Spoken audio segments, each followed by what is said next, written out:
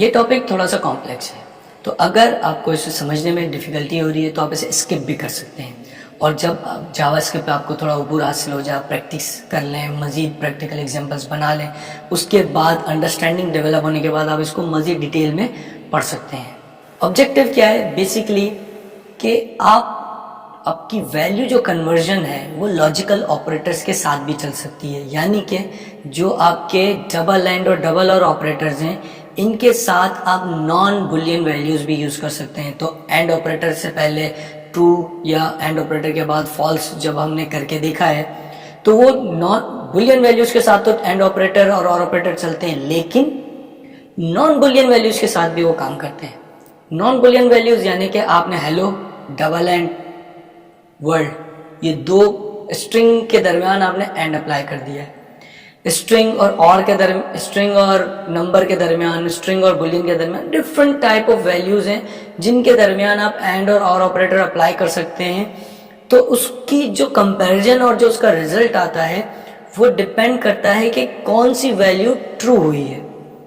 For example, अगर आपने string hello का कंपेयर किया एम्प्टी स्ट्रिंग से और डबल एंड ऑपरेटर अप्लाई किया है तो हेलो तो ट्रू है, एम्प्टी स्ट्रिंग फॉल्स है, तो एंड रिजल्ट वो फॉल्स है, वो आपको एम्प्टी स्ट्रिंग रिटर्न करेगा।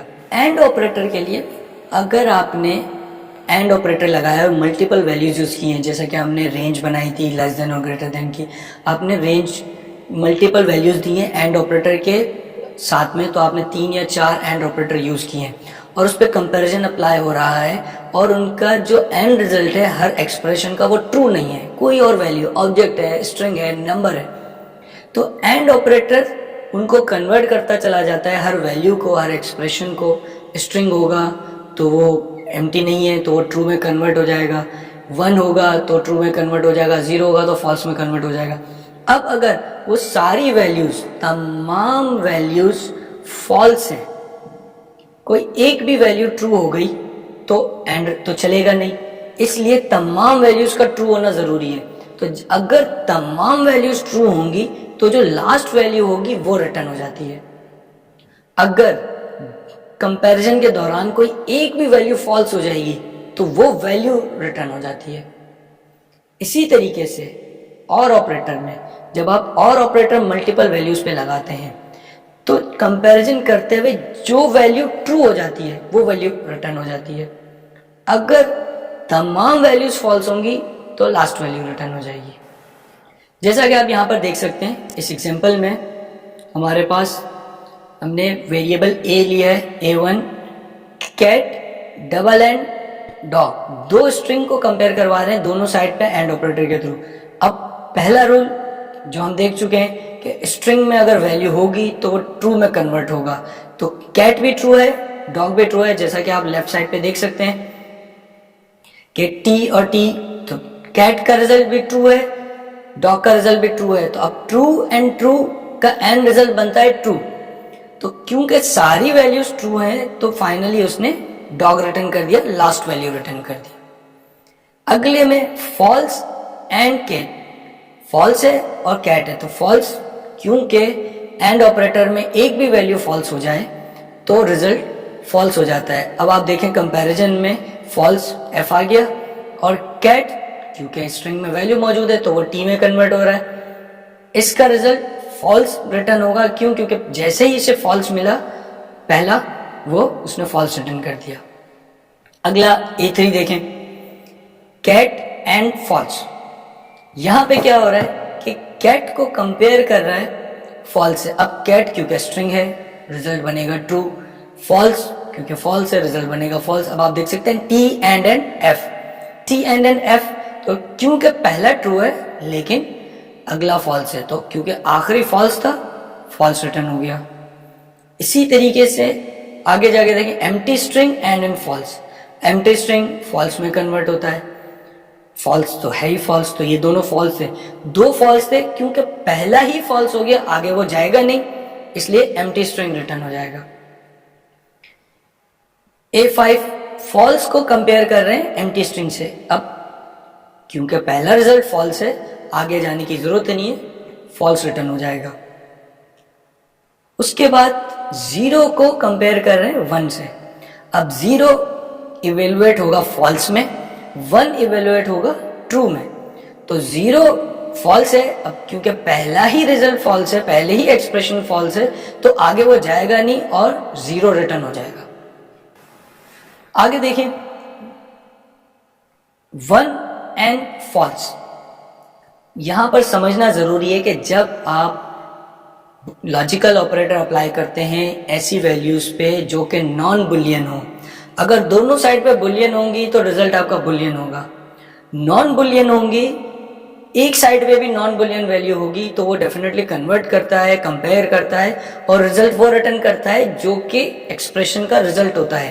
तो अगर जैसे कि यहां पर हम देख सकते हैं कि 1 का मतलब ट्रू है, डबल एंड फॉल्स, फॉल्स का मतलब फॉल्स है, तो 1 ट्रू और फॉल्स, एंड रिजल्ट क्या निकलेगा, क्योंकि एंड ऑपरेटर तमाम वैल्यूज को चेक करता है जब तक फॉल्स ना मिल जाए। फॉल्स मिल गया, इसने फॉल्स रिटर्न कर दिया।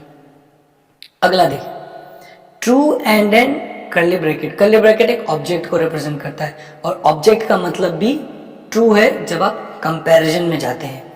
तो ट्रू को जब एंड ऑपरेटर के साथ ऑब्जेक्ट से कंपेयर किया गया तो पहला ट्रू था, ऑब्जेक्ट बुलियन में कन्वर्ट हुआ, ये भी ट्रू था, तो दोनों ट्रू हैं।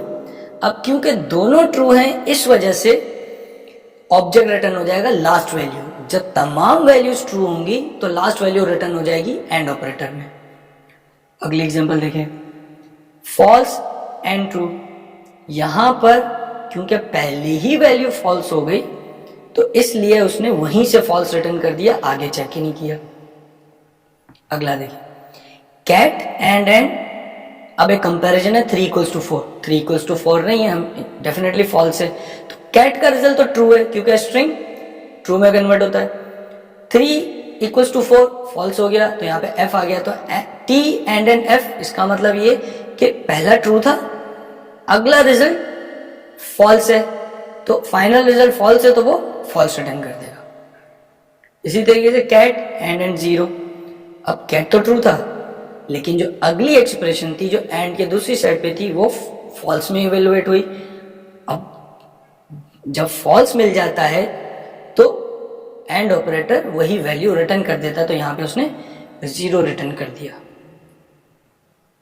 इसी तरीके से अगर अनडिफाइंड एंड केट, अब आप क्या कर रहे हैं, एक वेरिएबल है जिसमें आप चेक कर रहे हैं कि अनडिफाइंड और एंड को कंपेयर कर। अनडिफाइंड इवेलुएट होता है फॉल्स में, कैट इवेलुएट होता है ट्रू में।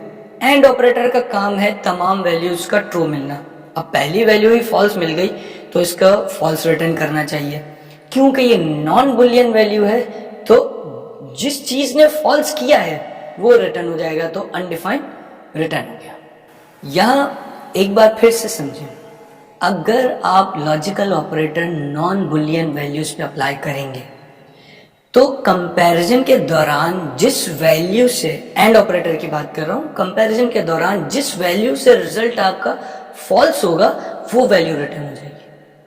अगर तमाम वैल्यूज ट्रू होंगी तो लास्ट वैल्यू रिटर्न हो जाएगी। तो सिंपल रूल है, कंपैरिजन चला, तमाम वैल्यूज ट्रू है, लास्ट वैल्यू रिटर्न हो जाएगी। अगर मल्टीपल कंपैरिजन है तो जहां पर भी फॉल्स मिल जाएगा, अगर वो नॉन बुलियन होगी तो वो रिटर्न हो जाएगी, अगर वो बुलियन होगी बुलियन रिटर्न हो जाएगा। सिंपल इस तरह।